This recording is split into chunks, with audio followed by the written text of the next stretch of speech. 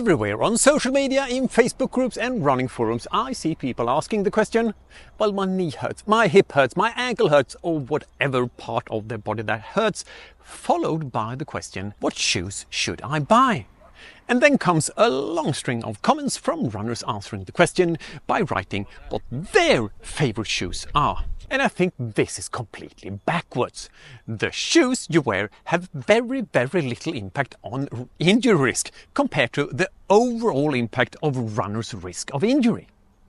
So how about if we take a look at the 5 things that mostly affects the risk of running injuries, from the one that gives you the highest risk of injury to the least.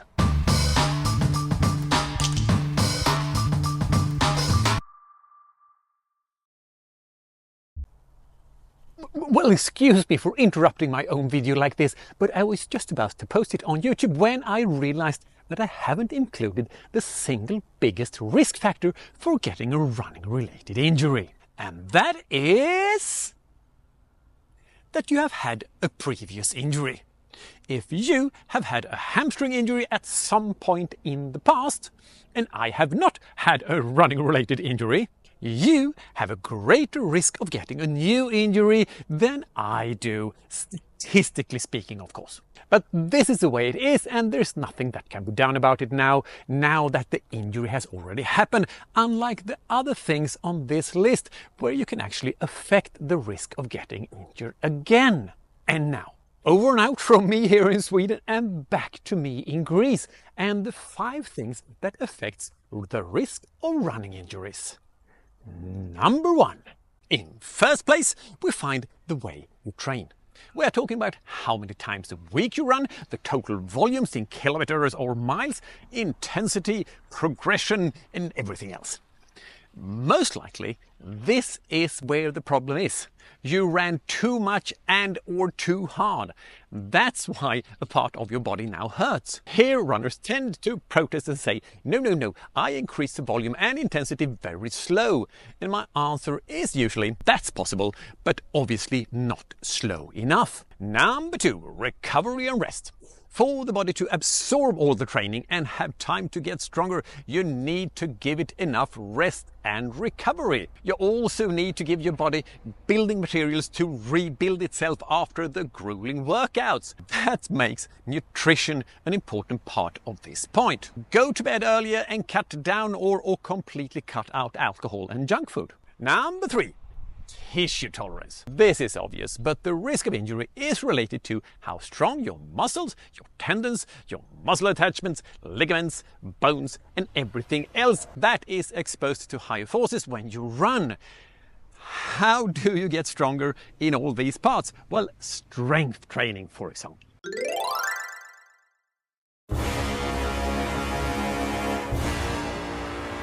And number 4. Biomechanics. Some movement patterns carry a higher risk of injury than others. This is because your technique influences where and how much force your body has to deal with. Now you might be thinking, what?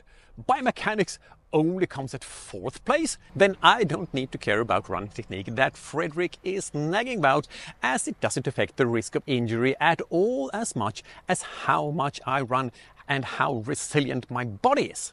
And that is true. But the volume, intensity and frequency of your training must, of course, come way before running technique. You can have the worst running technique in the world without having any risk of injury at all if you run a total of 8 minutes per year spread out over 23 times. You can also have the absolute best and most injury-reducing running technique in the world and still get a running-related injury. For example, by running hard intervals for 14 hours every day of the week, every week of the year.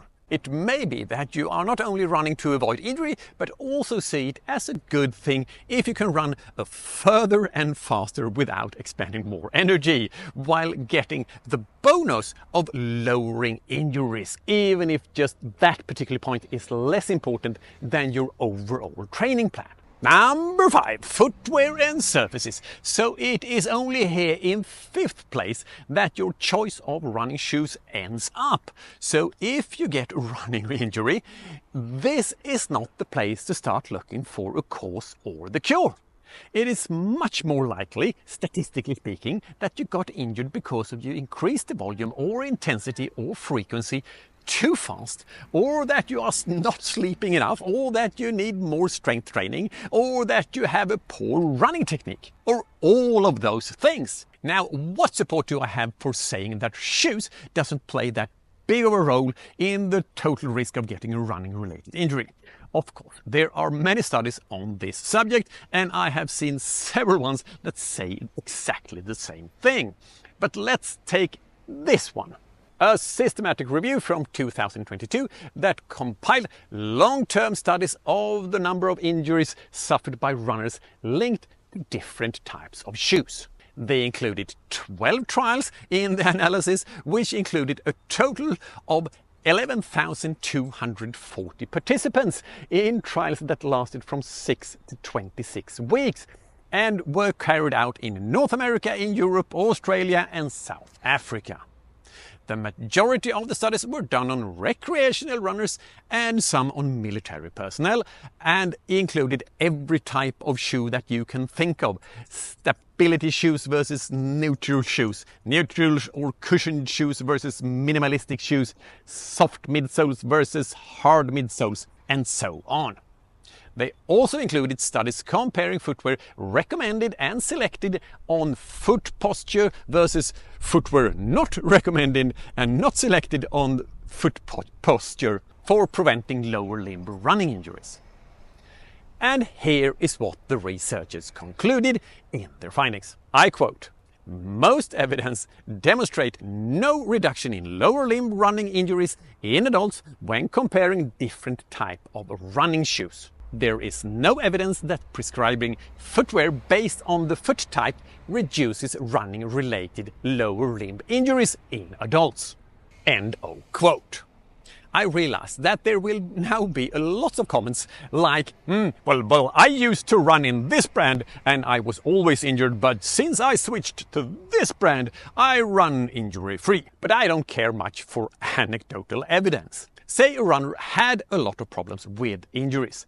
That runner tries to change this and buys new running shoes, and at the same time make a small change in his or her training. For example, starting with shorter and slower sessions after the injury in the new shoes, and then increasing at the distance and pace at a good pace, or even starting to doing some mobility training or strength training, or becoming aware of how he or she is running and maybe make some adjustments to his or her running technique.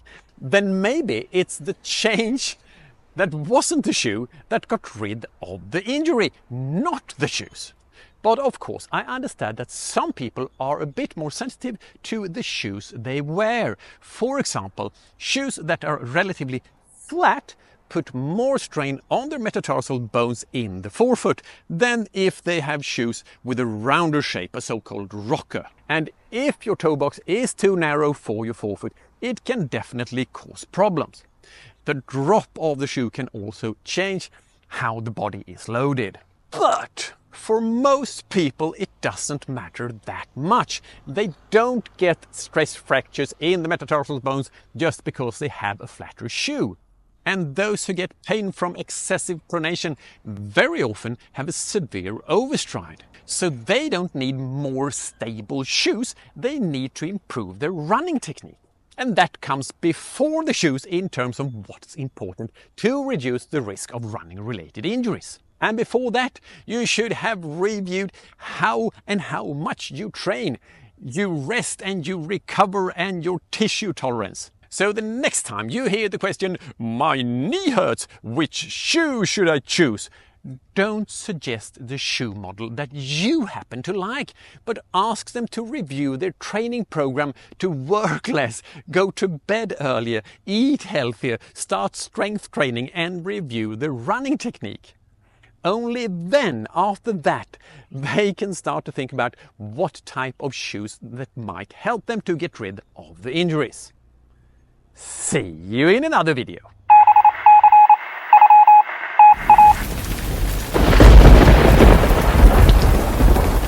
Don't stop when you're tired. Stop right before that, and you will avoid the unpleasant discomfort.